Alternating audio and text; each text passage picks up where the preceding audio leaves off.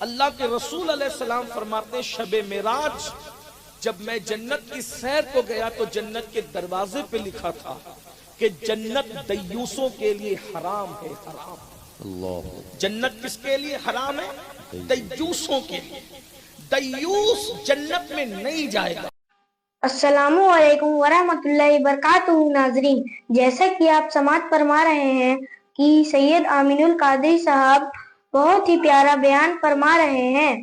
آپ اور ہمیں چاہیے کہ ان کی باتوں پر عمل کریں اور اس ویڈیو کو پورا دیکھیں اور اس ویڈیو کو اپنے دوستوں تک شیئر کریں تاکہ انہیں بھی کچھ دین کی باتیں حاصل ہو سکے۔ تب پہلے آپ ویڈیو دیکھیے۔ آج کل لوگ دیوس کو گالی سمجھتے ہیں، لیکن دیوس کہتے کسے ہیں ان کو کبھی نہیں پتا چلا۔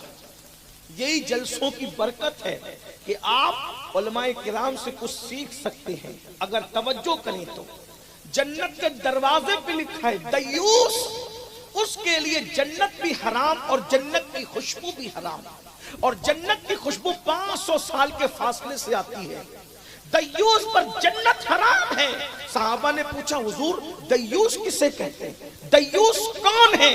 تو آقا ارشاد فرماتے ہیں جس کا مفہوم ہے جس گھر کی عورتیں بے پردہ گھومیں، بے حیائی کرے اور اس گھر کے مرد منع نہ کریں، وہ دیوس ہے، دیوس۔ اللہ نہ ان کی نمازیں قبول کرتا ہے، نہ ان کی دعائیں قبول کرتا ہے، نہ ان کا فرض قبول کرتا ہے، نہ ان کا نفل قبول کرتا ہے۔ بولو آج یہ شکایت کرتے ہو کہ نہیں کرتے؟ مولانا ہماری دعائیں اللہ قبول نہیں کرتا، برسوں سے مانگ رہا ہوں نہیں مل رہا ہے۔ ارے اللہ تو دینے کا وعدہ کر چکا، ادعونی استجب لکم، مجھ سے مانگو میں تمہیں عطا کروں گا۔ اجیب دعوت الداع، اللہ اکبر، اللہ اکبر۔ وہ کون ہے جو فریاد کرنے والوں کی فریاد کو سنتا ہے؟ اس نے وعدہ کیا ہے مانگو میں تمہیں ضرور عطا کروں گا۔ پھر کیوں نہیں دعائیں قبول ہو رہی ہے؟ کہیں دیوس تو نہیں بن گئے؟ بہن بے پردہ جا رہی ہے، روکنے کو تیار نہیں، بیوی بے پردہ گھوم رہی ہے، روکنے کو تیار نہیں، بلکہ تانا دے کر کے کہتے ہو ارے یہ مولوی لوگ تو پرانی باتیں کرتے ہیں، تقیانوسی باتیں کرتے ہیں۔ ہماری بیٹی کوئی بے حیا تھوڑی ہے جو ہم پردے سے روکے۔ پردہ تو آنکھ میں چاہیے، پردہ چہرے پہ ڈالنا ضروری تھوڑی ہے۔ بڑی معذرت کے ساتھ اگر آنکھ میں پردہ ہونا ہی کافی ہوتا تو کیا معاذ اللہ جو صحابیات جو امہات المومنین اللہ اکبر اپنے وجود کو پردے میں رکھا کرتی تھی، کیا معاذ اللہ ان کی آنکھوں میں پردہ نہیں تھا؟ استغفر اللہ، الیاذ باللہ۔ یہ جملہ کتنا بدترین ہے تمہارا، کہاں جا کر کے یہ نشتر لگاتا ہے۔ یاد رکھنا اسلام نے عورت کو پردے کا حکم دیا ہے۔ حیرت کی بات ہے آج لوگ وہ رونا رو رہے ہیں، بیٹیاں بھاگ رہی ہیں، بیٹیاں بھاگ رہی ہیں، بیٹیاں بھاگ۔ میں آپ سے پوچھتا ہوں 30-40 سال سے یہ نحوست سننے میں آ رہی ہے، 50 سال پہلے ایسا کبھی نہیں ہوا۔ کچھ لوگ تو یہاں تک کہتے ہیں غریبی آ گئی مولانا اس لیے بیٹیاں بھاگ رہی۔ میں نے کہا آج غربت زیادہ ہے یا 50 سال پہلے غربت زیادہ تھی؟ آج سے 50 سال پہلے کا یو پی دیکھو اور آج کا یو پی دیکھو۔ مت جاؤ دوسری اسٹیٹ میں، مت جاؤ دوسری ریاست میں، صرف اپنی ریاست کو دیکھو۔ آپ بولو 50 سال پہلے یو پی کیسا تھا؟ اگر لکھنؤ سے یہاں آنا ہوتا جو ہے وہ جس علاقے میں یہ محفل سجی ہے تو گھنٹوں لگ جاتے، آج 2.5 گھنٹے میں آدمی ہائی وے سے بالکل دندناتے چلا رہا ہے۔ 50 سال پہلے یہ کاریں نہیں تھی جو کاریں آج ہمارے پاس ہیں۔ سب سے اچھی کار اگر کوئی ہوتی آج اس کو لوگوں نے بھنگار میں ڈال دیا، تھپی میں لگا دی، جس کو سب سے اچھی سمجھتے تھے۔ بڑے بڑے آفیسر جس کار میں گھومتے تھے آج اس میں مزدور بھی نہیں گھوم رہا ہے۔ بولو ایسا ہے کہ نہیں ہے؟ آپ کہتے ہیں غربت کی وجہ سے بیٹیاں بھاگ رہے ہیں، تو بولو پہلے غریبی زیادہ تھی یا ابھی غریبی زیادہ ہے؟ اللہ اکبر۔ آپ کہتے ہیں جہالت کی وجہ سے بیٹیاں بھاگ رہی، پہلے بیٹیاں کم پڑھی لکھی تھی کہ ابھی بیٹیاں کم پڑھی لکھی ہے؟ ابھی تو گریجویٹ سے کم اکثر جگہ نظر ہی نہیں آتی۔ بات غربت کی نہیں ہے، بات ان پڑھ ہونے کی نہیں ہے، بتاؤں کیا ہے؟ بات تربیت کی، تربیت کی۔ پہلے بیٹیاں کم پڑھی لکھی ضرور ہوتی تھی مگر اس کی پرورش کسی اداکارہ کو دکھا کر نہیں ہوتی تھی، اس کی پرورش سیدہ فاطمہ الزہرا کو دکھا کر ہوتی تھی، ان کے کردار کو دکھا کر ہوتی تھی، سیدہ عائشہ صدیقہ کا کردار دکھا کر ہوتی تھی، ام المومنین سیدہ خدیجہ کا کردار دکھا کر ہوتی تھی۔ بیٹیاں غریب تھی، 35 سال گھر میں بیٹھی رہتی تھی، لیکن کبھی مجال ہے کسی مرد کو دیکھ لے، جوانی میں بیوہ ہو گئی تو گھر سے کبھی باہر نہ نکلے۔ یہ بیٹیوں کی پرہیزگاری تھی، یہ بیٹیوں کا تقوی تھا۔ یاد رکھنا یہ ماحول کی برکت تھی۔ آج ہماری بیٹیاں سیریلوں کی وجہ سے، فلموں کی وجہ سے بے پردگی کا شکار ہے، اور یہی بے پردگیاں ہماری بچیوں کو بھاگنے کے دروازے تک پہنچا رہی ہے۔ انٹرنیٹ کا استعمال بیٹیاں کر رہی ہے۔ مجھے بتاؤ، اگر عورتیں ناراض ہو تو بھلے ہی ہو جائے، لیکن ایک بات میں آپ کو مشورے کے طور پہ کرنا چاہتا ہوں، اگر بیٹی 5 لاکھ کا زیور مانگے دے دو، 50,000 کا موبائل بیٹی کو مت دو۔ اللہ اکبر! یہ موبائل، انٹرنیٹ، فیس بک، یوٹیوب ہماری بچیوں کی آبرو کے لیے زہر قاتل ہے۔ ہمیں کوئی پرانے خیال کا کہے چل جائے گا، ہمیں کوئی بیکورڈ کہے چل جائے گا، چینلوں پہ بیٹھ کر کوئی مولویوں کو گالی دے وہ بھی برداشت ہے۔ آگ لگے ایسی ترقی کو جو بیٹیوں کی آبرو کو جلا کر کے راکھ کر دے۔ ارے کسی کے یہاں بیٹی چاہے جو ہو، ہمارے یہاں بیٹیاں دفن کرنے کی چیز نہیں ہے، ہمارے یہاں بیٹیاں شوہر کی چتا پر جلانے کی چیز نہیں ہے۔ ہم نے بیٹیوں کو کبھی زندہ نہیں جلایا، ہم نے بیٹیوں کو کبھی زندہ دفن نہیں کیا۔ ہمارے یہاں بیٹی کا دوسرا نام جنت ہے، جنت۔ اللہ اکبر! بیٹی بچی کی شکل میں پیدا ہوتی ہے تو ماں باپ کے لیے جنت ہوتی ہے، جوان ہو کر جس سے شادی ہوتی ہے شوہر کے لیے جنت ہوتی ہے، اور جب ماں بن جاتی ہے تو اس کے قدموں میں جنت سمٹ آتی ہے۔ ہمارے یہاں جنت ہے، بیٹی کا دوسرا نام جنت ہے۔ اور آپ کو بتاؤں، جنت کبھی ظاہر نہیں کی جاتی، جنت چھپائی جاتی ہے۔ اللہ کی جنت بھی چھپی ہوئی ہے اور بندوں کی جنت بھی چھپی ہوئی ہے۔ جنت کو جنت اسی لیے کہتے ہیں کہ جنت کا مطلب ہوتا ہے چھپانے کی چیز۔ جنت چھپانے کی چیز ہے، بتانے کی چیز نہیں ہے۔ وہ اپنی عورتوں کی نمائش کرے جو عورتوں کو جہنم سمجھتے ہیں، ہم تو عورت کو جنت سمجھتے ہیں۔ جنت الحمدللہ بیٹی کی شکل میں ہے، ماں باپ کے لیے جنت، شوہر کے پاس آئی شوہر کے لیے جنت، اور ماں بن گئی۔ الجنت تحت اقدام امہاتکم، جنت تمہاری ماؤں کے قدموں کے نیچے۔ واہ واہ واہ واہ!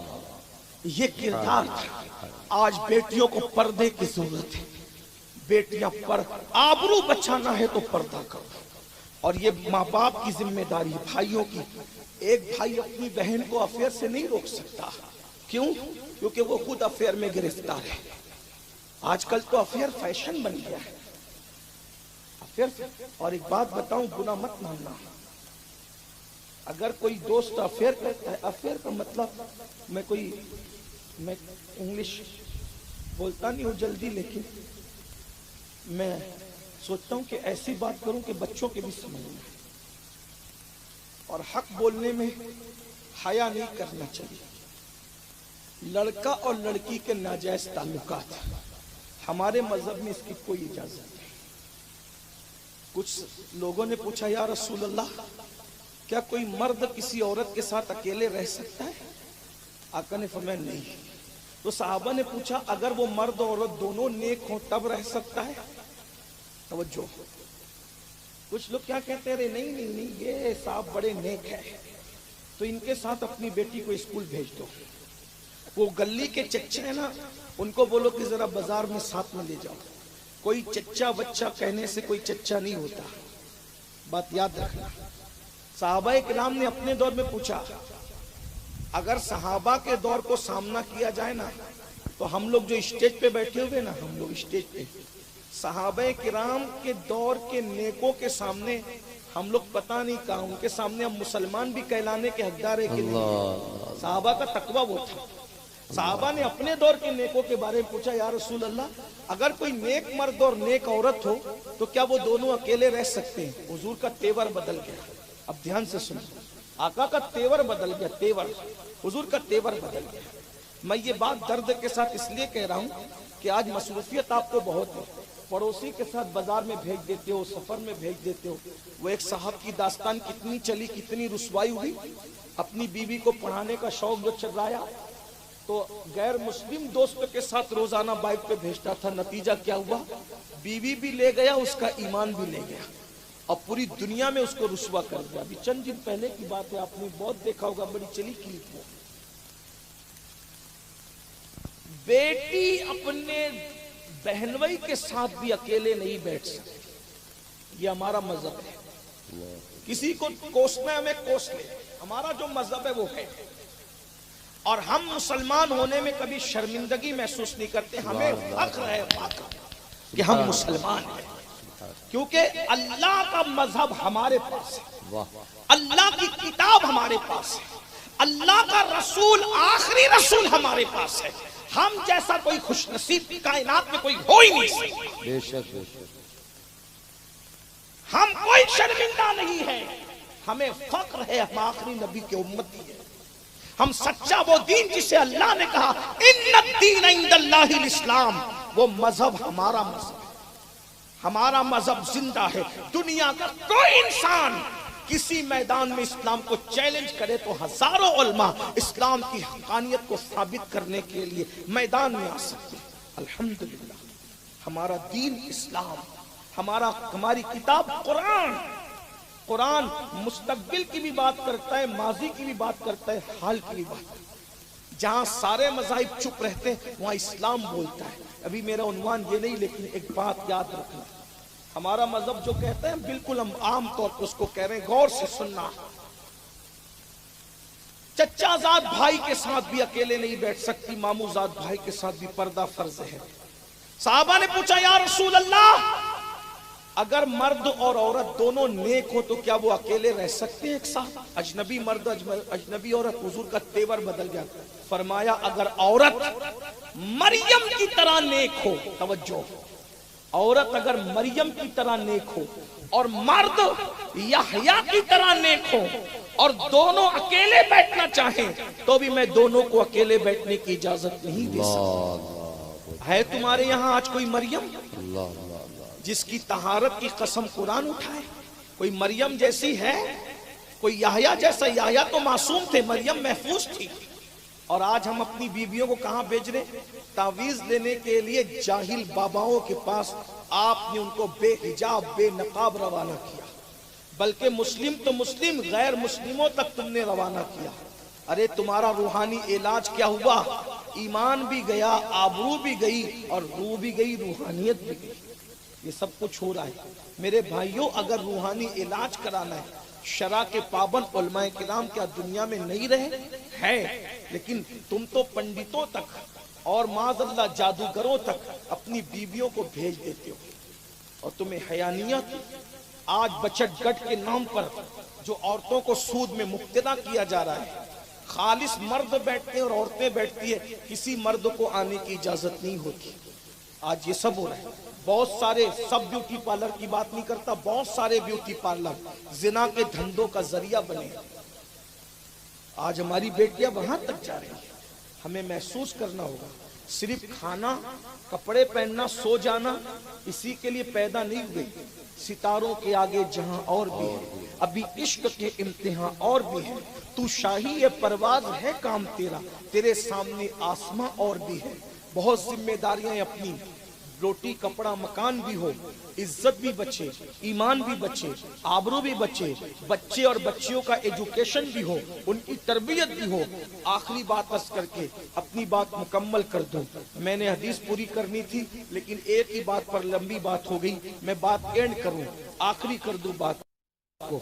मेरे प्यारे आका सल्लल्लाहु अलैहि वसल्लम के प्यारे दीवानों, ऐ कनीज़ान फातिमा, याद रखिए, जब कोई इंसान अपने बच्चे की अच्छी तरबियत करता है, देखो आज हम तरबियत नहीं कर पा रहे हैं, माँ के पास टाइम नहीं, बाप के पास टाइम नहीं, कोई तरबियत नहीं कर रहा है।